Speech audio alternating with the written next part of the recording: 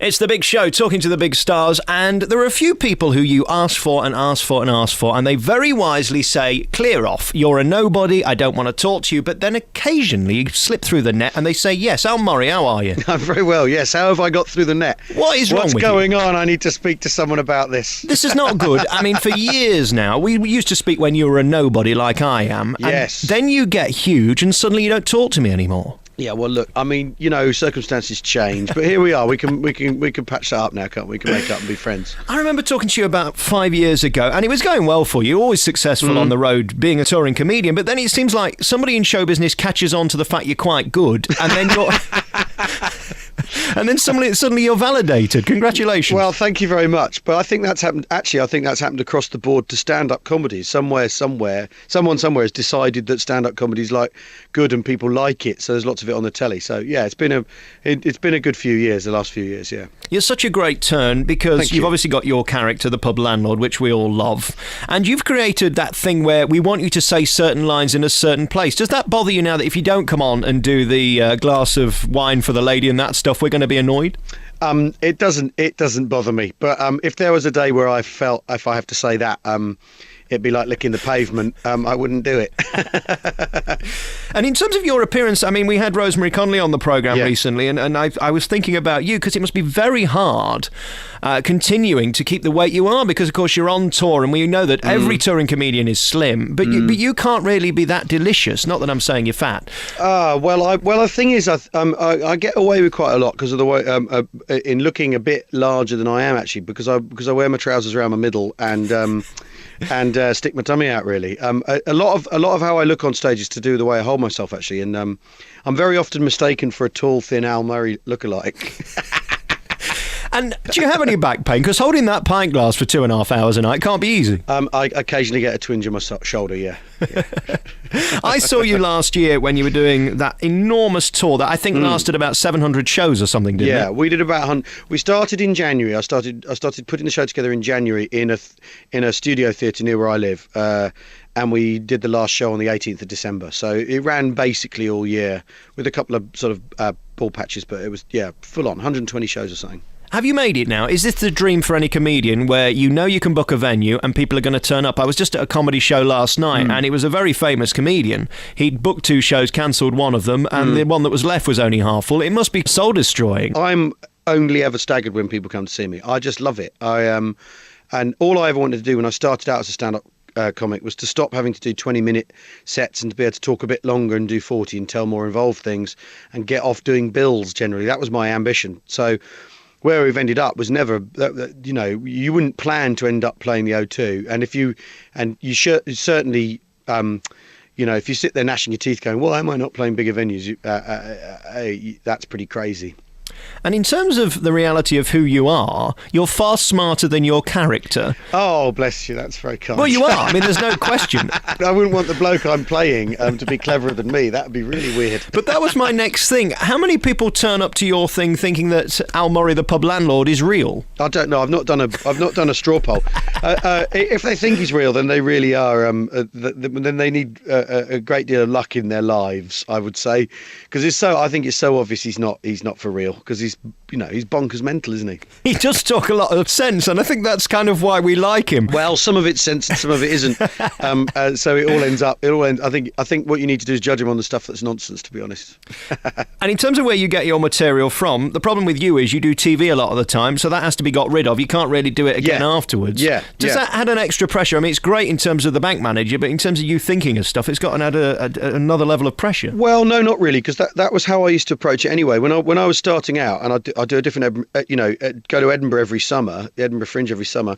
I'd make sure every year I went up with a brand new show. So I used to put myself under that discipline of having to write a new hour every year. So I'm kind of in the swing of doing that anyway. But yeah, telly just chews it up. But last year, like I said, we did 120 shows on that tour. By the end of that tour, the material on in that show is stuff I would care never to revisit, certainly for the next 3 or 4 years, because it's like, oh, do I have to, oh no, here there comes that bit again, oh god, do I have to say that again? So you kind of get into the thing of, I want to write new stuff, or I'll go mental.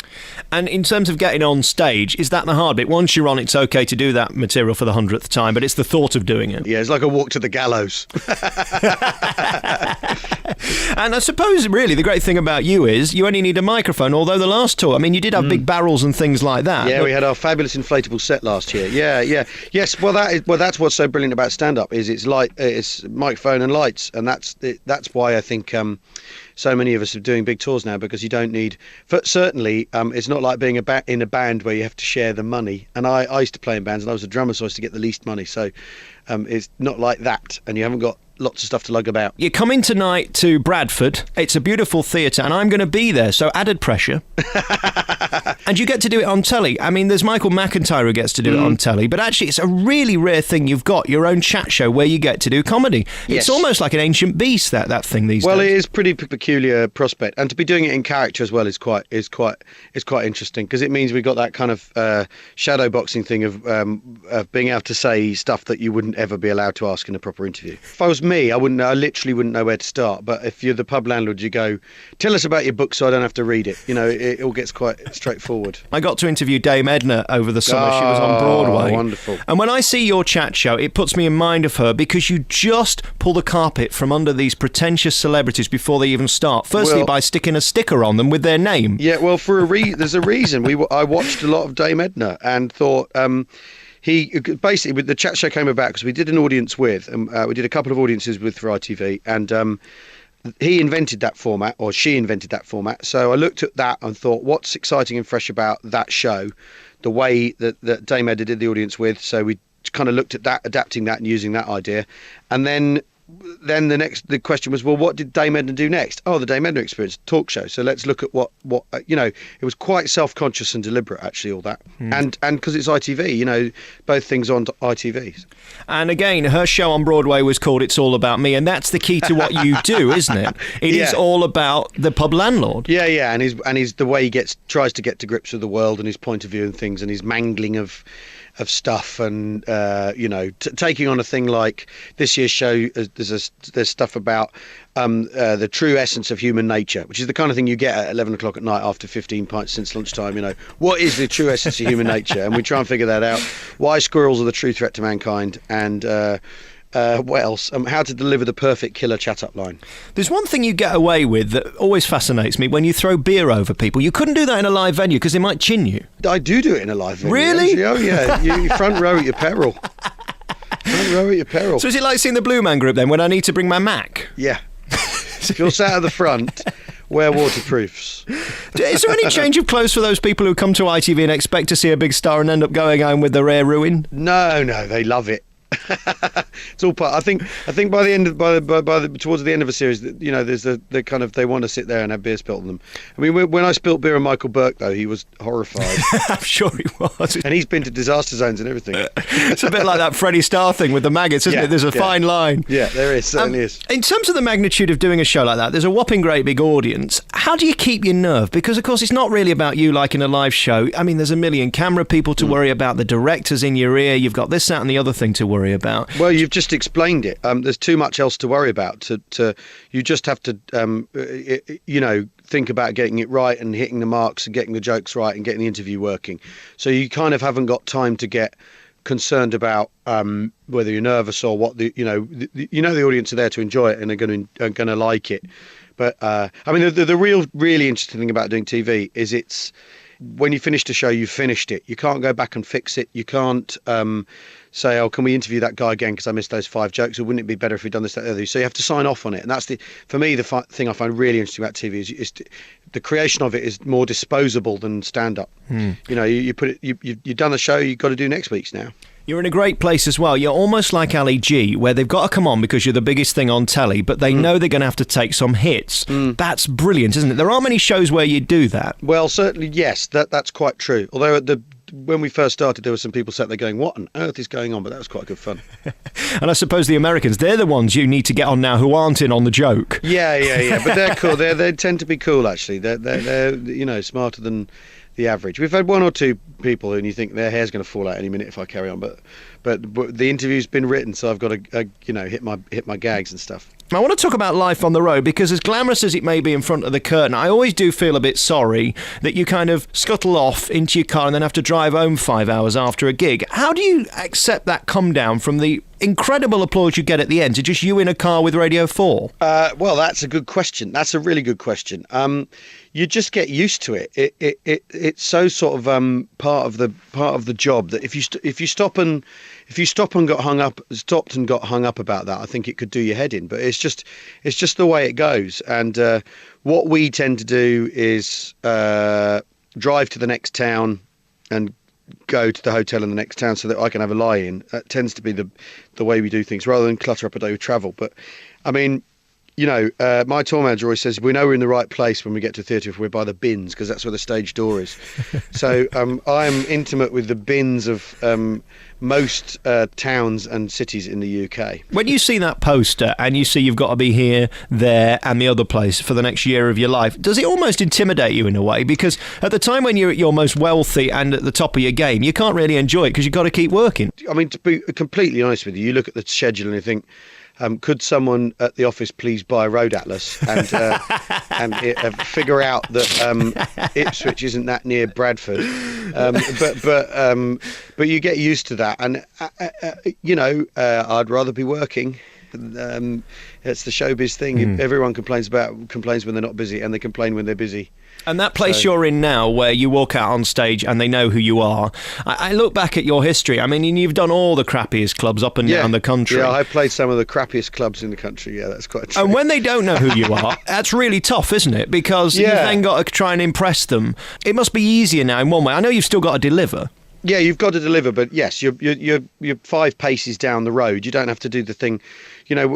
For many years, you have this thing built into your stand-up where you've got to explain what you're doing, and I don't have to do that anymore. Let's talk about you a bit, because an incredible upbringing. Wasn't raised by wolves. No, but I mean, I was raised by a binman. You're the son of a lieutenant colonel. Yeah, if you want. But he's my, I don't think of him like that. He's my dad. It's amazing what people will put on Wikipedia. So I shouldn't believe it all. I wouldn't believe much of it.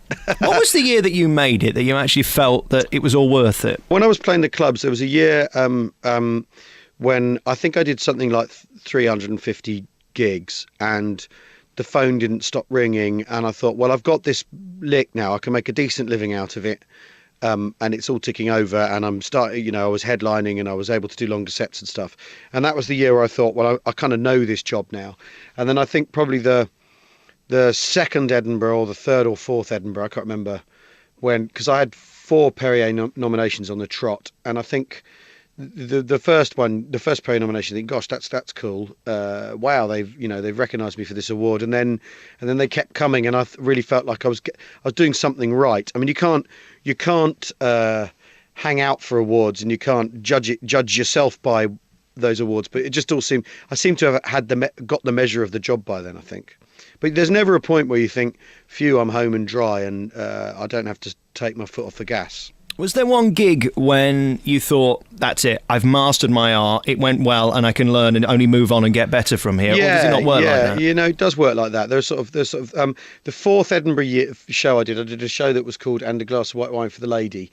And the title in itself kind of, basically, I used to really try hard to write shows with lots of things going on in them. And then the 4th year I thought, right, it's time to just forget about that and try and write a very straightforward show full of jokes rather than clever storytelling things and all that sort of thing. And I did that, and that was the best show I'd written up to that point. It was the kind of thing of stripping away some of the built-on flim-flam and making it more direct. And that was the year I thought, gosh, that's a big breakthrough, and certainly in terms of how to write. And it's all about writing. Being a stand-up is all about writing. It's a writing job, How do you know that? This is what I find most fascinating, because I watch those morons on X Factor who think that they can sing like Elton or perform like Madonna, and they can't. How do you know you're actually funny? You find out pretty quickly. Let me tell you that much when you get on stage. Yeah, that's what appealed to me about stand-up in the first place. Is I sort of did acting and stuff at school, and you'd think I really enjoyed it, but the extra appeal of stand-up is you find out pretty quickly how it's going. It's not like doing a play and then never being, for 2 hours a night and them clapping at the end and then you're not hired again. You think, oh, what happened? If you go on stage and they're not laughing within the first couple of minutes, that's a pretty heavy clue to how you're doing. How do you feel about those comedians that more or less are actors and are given a script to be funny? Is that almost like going in through the back door? I think that's cool if that's what they want to do. I mean, I'm never going to knock anyone for taking on doing stand-up because it's incredibly... when it's bad, it's horrible. When you die, it's bad. And so we all have that kind of understanding amongst each other that when you die, it's horrible. And so I wouldn't... You're not going to get me to... I wouldn't ever say, oh... they shouldn't be doing that. I mean, it's interesting that's happening now because that used to be very much the American model way of getting film parts. Is you get yourself a 12-minute stand-up act and all that. But I very much see being a stand-up as an end in itself. And what about me borrowing your material? Oh well, if you can't find anything decent to fit, by all means do. As long as like on Twitter, as long as you credit the retweet. Oh right, yes, that makes it okay. Yeah. All right, we'll come back next with our remaining moments. Then with Al Murray, he's the big star touring the UK, and you've got a DVD out, a book out, toilet cleaner, DVD, a new series on BBC Two, of BBC Four, all sorts of things. And of course, the thing about you is you're all over the place at the minute. Books, publishing, yes, tick. New DVD out, tick. Yeah. Yes, you've got the new series, an interesting one. I had an email about this the other day, a new programme for BBC Four. Yeah, that's right. Al Murray's German Adventure. Yeah, which is a me not as the pub landlord, me as myself. And some people may have seen Road to Berlin, which is a documentary made a few years ago for Discovery. It's me going to Germany and looking at Germany without talking about mullets, sausages, them having no sense of humour, or World War II. And looking at art, music and culture and literature. And because Germany at one point was the cultural powerhouse of Europe before the disasters of the 20th century befell it. So it's about that really and what that all adds up to and what we've taken and what they've taken from us. It's interesting. I worked there for a few months and the one word I would just put to the Germans is efficiency. I mean, they don't muck about, do they? Yes, that's the stereotype that I think is true and fair, that they are super organised and it's brilliant as well, and it makes you think that our whole kind of like bumbling way of doing things is a bit silly, basically. I've been reading about this programme you're doing, and it made me wonder whether, as well as having Al Murray, pub landlord, on stage, selling out across the UK, fine, tick that box. Yeah. Would you also like us to know that you've got a brain and that isn't you? Is that what this is about, the next step in your career? Yes and no, really. I mean, I'm in the end, I kind of don't mind what people might think of me, and you'll never catch me writing one of those autobiography books. That will never, ever happen, because I'm not interested, and I know how unreliable my memory is about my own life, so I'm not going to write a memoir. But presenting is a thing that you get offered a lot. Once you become an established name, people are always trying to get you to present stuff. But I will only really want to present stuff that I'm interested in.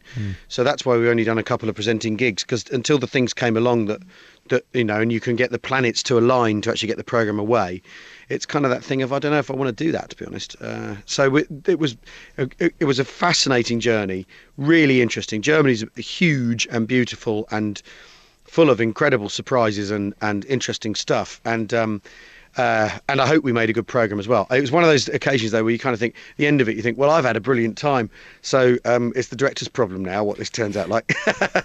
Where's your dream show next, then? I don't know. I kind of, next year is the, you touched on my family earlier. Next year is the bicentenary of William Thackeray's birth, and he's my three greats grandfather, and which is about all I know about him, really. It's sort of an interesting thing. So we might try and make a programme next year about him and what not so much about his books, some of which are dry as dust, but about his life and the world he inhabited, because he was like a media player from the 1840s is the best way of looking at him, and so he's an interesting character. So we're trying to get something away about that, but like I say, the planets have to align to get a TV programme away. It's not as simple as saying, hey, I'm Al Murray and I want to make a programme about this thing I'm interested in. The one thing I really admire about you is the fact that you don't talk very often. I know I'm contradicting myself because I'm talking to you now for half an hour. I mean, we're not going to see you doing a Piers real story or anything like that. No, you really not. do pride yourself on your privacy, and that's what the old stars used to do. Well, I'm not interested in anyone being interested